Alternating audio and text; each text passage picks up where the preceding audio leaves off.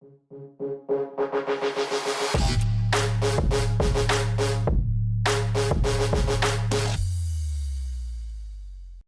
à tous et bienvenue dans ce nouvel épisode du Canap par Excelsior. Aujourd'hui, on va parler d'analyse de données à travers les différents médias sociaux. Et pour en parler, j'accueille aujourd'hui Alexander Polonsky. Tu es le VP R&D pour le coup de Bloom. Bienvenue Bonjour. chez nous. Bienvenue sur en tout cas Merci ce Clément. plateau. Ça nous fait très plaisir en tout cas de Également. t'accueillir. Merci Comment tu beaucoup. vas? Très bien. Bon, parfait. On va rentrer direct un petit peu dans le vif du sujet. Je vais t'inviter à te présenter qui tu es, d'où tu viens, qu'est-ce que tu fais, parce que tu as un parcours qui est passionnant. Et puis après, on a plein de sujets qui nous attendent. Donc c'est parti pour le CV de l'invité.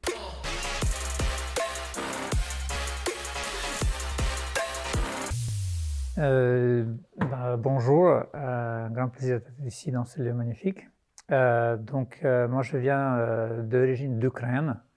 Ensuite j'ai fait mes études aux US et après j'ai déménagé en France. Donc je passais ma vie un peu entre ces trois pays. Dans ma vie professionnelle, j'étais toujours intéressé par des problématiques que j'appelle fondamentaux. Dans mes études, j'ai étudié par exemple la conscience visuelle notamment. Donc j'ai fait un doctorat en neurosciences à Stanford et à MIT aussi. Et j'ai fait aussi un master en mathématiques appliquées parce que j'étais toujours attiré par les maths.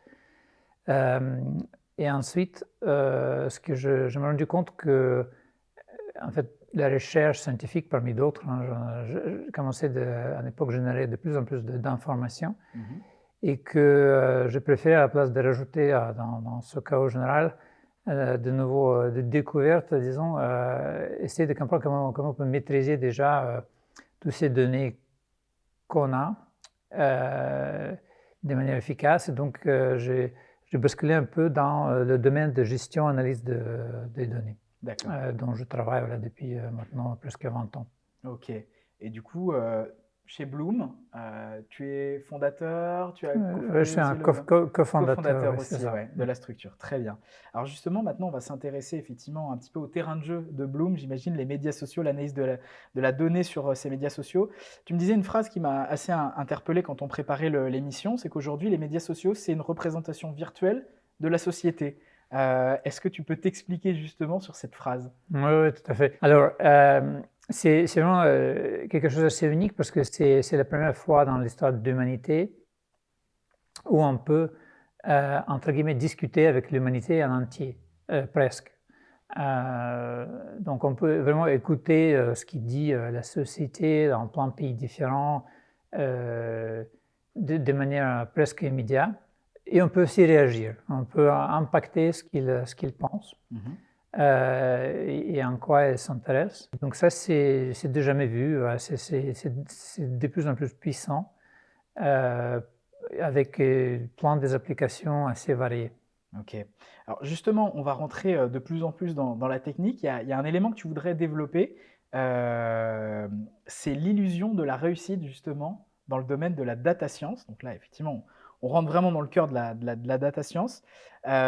Déjà, qu'est-ce que tu appelles illusion de la réussite dans ce domaine-là, pour bien comprendre? Oui, alors, quand on analyse des données quelconques, des médias sociaux ou autres, on rentre dans des aspects assez complexes mathématiques. Parce qu'en fait, c'est des données assez complexes. La société est complexe, donc pour tirer des insights utiles, il faut faire des analyses assez profondes et pas toujours triviales mathématiquement, avec des techniques assez variées, des stats, analyse de langage naturel, analyse sémantique, analyse des graphes, machine learning, etc. Donc, ce qui se passe, c'est que les gens qui utilisent après les résultats de ces analyses, ils n'ont pas des compétences pour comprendre la logique des algorithmes.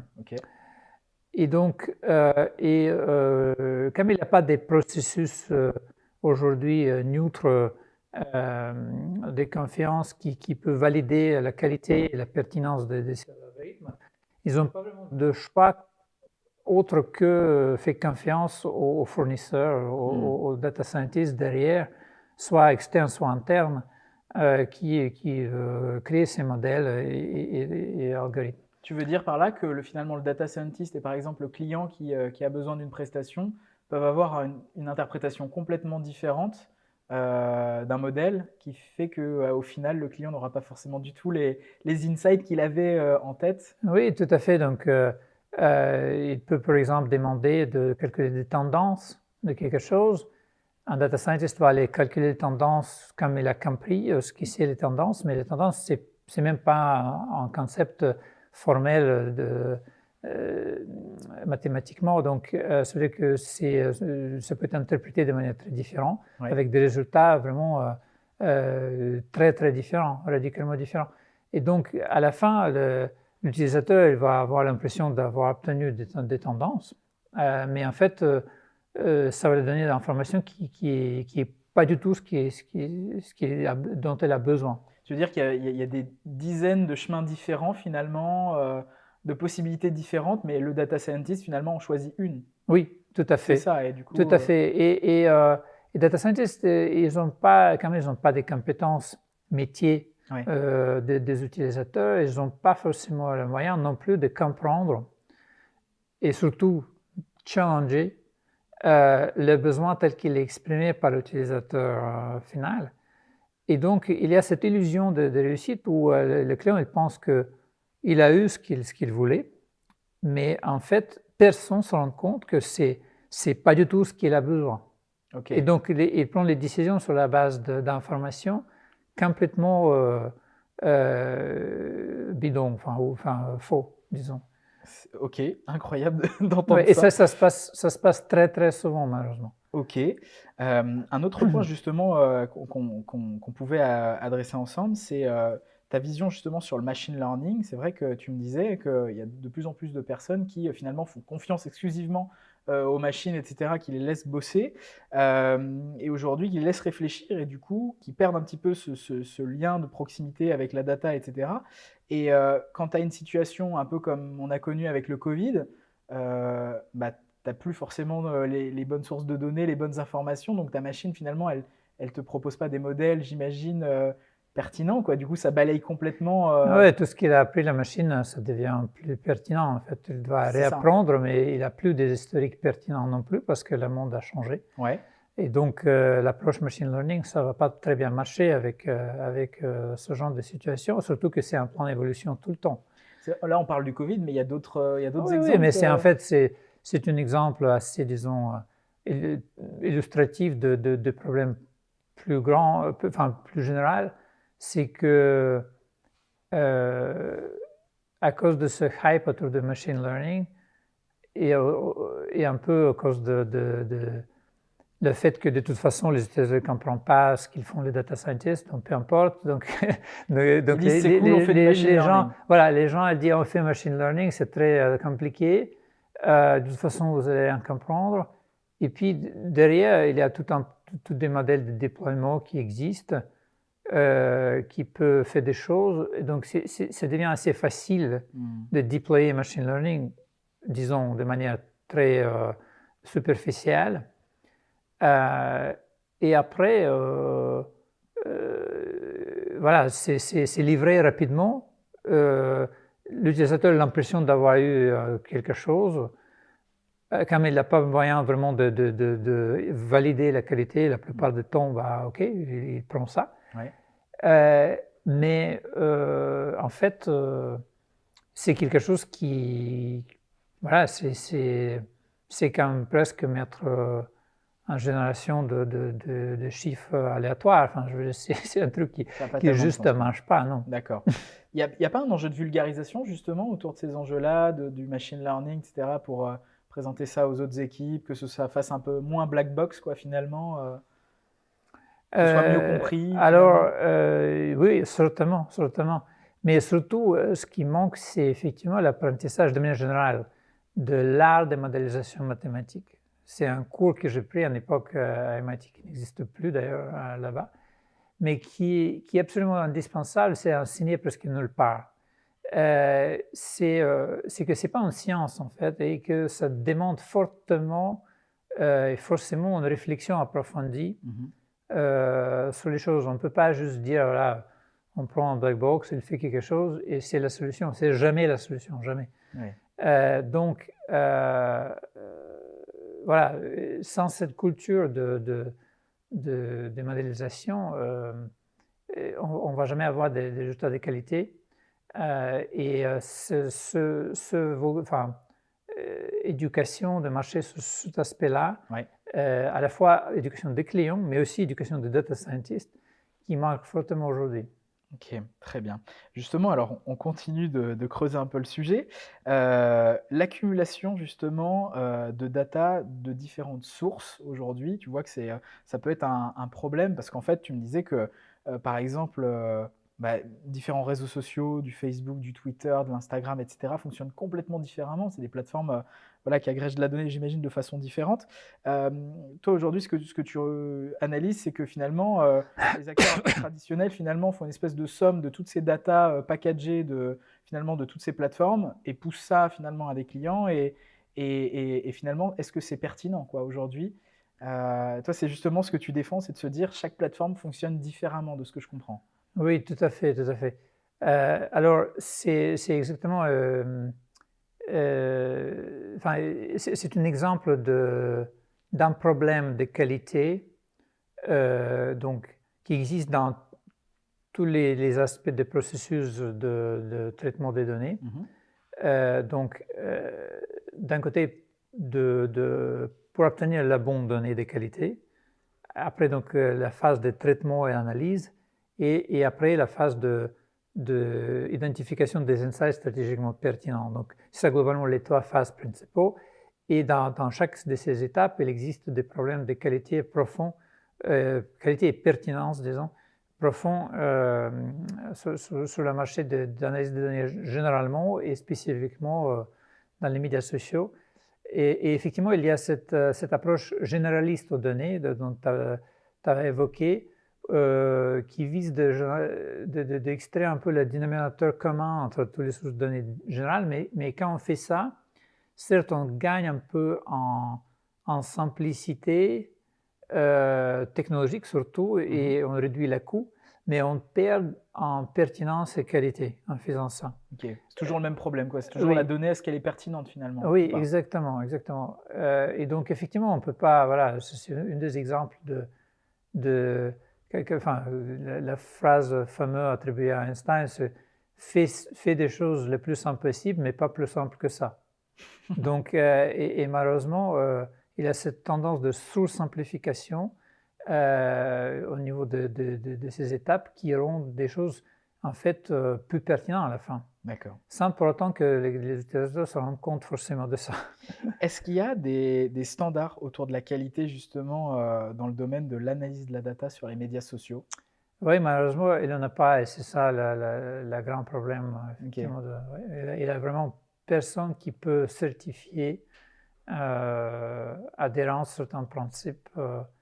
Il y a certaines démarches des associations, par exemple des annonceurs, certains qui veulent mettre quelque chose comme ça en place, mais Ouais. c'est pour l'instant très, très, enfin, loin de maturité. Donc pas encore trop de standards de qualité, Non, pas du tout, oui. d'infos délivrées. OK. Et ça va venir? Ah bah, j'espère. Espérons, OK. Ouais. Comment se positionne Bloom dans tout ça? Donc, dès le départ, on a identifié effectivement ce problème de qualité et on voulait se positionner sur ça. La qualité et pertinence versus rapidité et disons, la couverture. Donc, l'idée, c'est on veut pas, on vise pas de couvrir tous les cas d'usage possibles, toutes les Mmh. applications possibles dans les réseaux sociaux. On ne vise pas de créer des outils complètement génériques comme des moteurs de recherche. On se focus sur certains cas d'usage précis, sur les médias sociaux principaux, et on le fait bien. On le fait peut-être moins rapidement que les autres, Ouais. mais pour nous, voilà, ça ne sert à rien de générer des bruits rapidement. On veut prendre notre temps pour arriver à un résultat très pertinent qui permettent de prendre des décisions stratégiques. Tu as une estimation du délai? Est-ce que c'est 3 On mois, c'est arrive, 2 non, semaines? non, on arrive donc généralement, enfin, on arrive de sortir des résultats très rapidement, par exemple, après une journée si nécessaire. Mmh.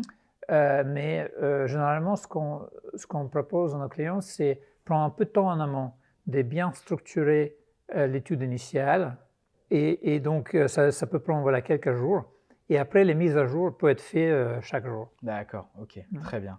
Alors Alexander, maintenant on va passer aux questions.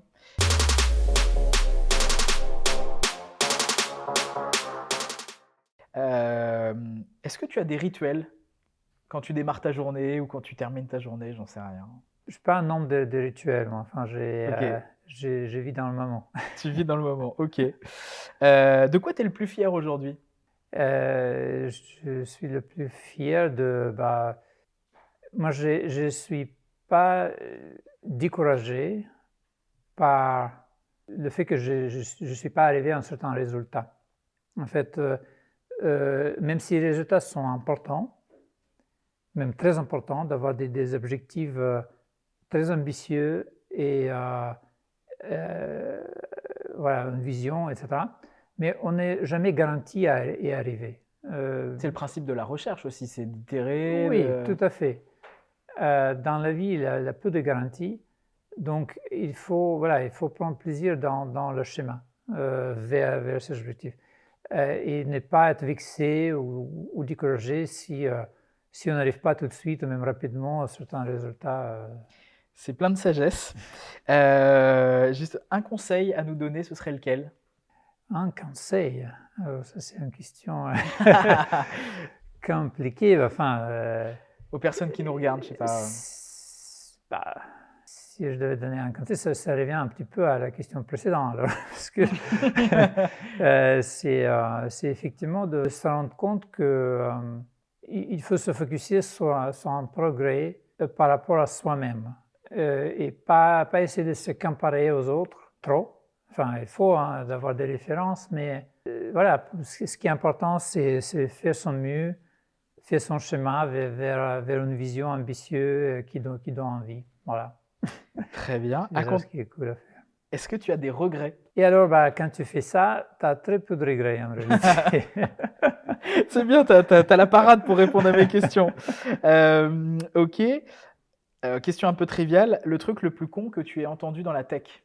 Après, on en a parlé, c'est peut-être aussi, je sais pas, le machine learning, l'espèce de truc Oui, en oui, mode, un peu solution miracle, ça peut peut-être être lié à ça. oui, oui, tout à fait. Mais après, enfin, les gens, ils le disent pas explicitement forcément comme ça. Oui. Voilà, un exemple. Ça, c'est vraiment très con. C'est une boîte que je ne veux pas nommer dans le secteur de l'analyse de médias sociaux Mmh. qui disait à la client qu'ils sont capables de prédire ce qui va se passer dans les réseaux sociaux 6 mois en avance. Ah oui, d'accord. Ouais. OK.